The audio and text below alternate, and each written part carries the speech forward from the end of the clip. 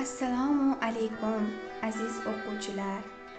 Bugun biz sizlar bilan rostgo'ylik, to'g'rilik, ishonchlilik va to'g'riso'zlik haqida gaplashamiz. Tasavvur qiling, siz qiyshiq ko'zgular mamlakatiga tushib qoldingiz. Bu mamlakatda yashovchilar na o'ziga, na o'zgalarga rost so'zlaydilar. Qiyshiq ko'zgularda o'z aksini ko'rgan mamlakat aholisining hayoti murakkab va tushunarsiz bo'lib, muammolarga to'la. Bu yerda na o'zingizni tushunasiz, na boshqalarni. Duch kelgan voqealaringizni ham anglolmaysiz. Hattoki qiyshiq ko'zgularda o'zingizni ko'ra olmaysiz.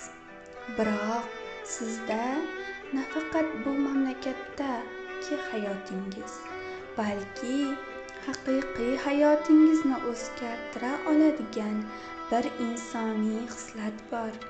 Bu rostgo'ylik. Agarda inson har doim rost gapirsa, uning hayoti go'zal bo'ladi. Rostgo'ylik bu insonlar o'rtasida do'stlik va birdamlik kabi rishtalardan poydevor. Demak, biz doimo to'g'ri so'z va rostgo'y bo'lishimiz kerak ekan.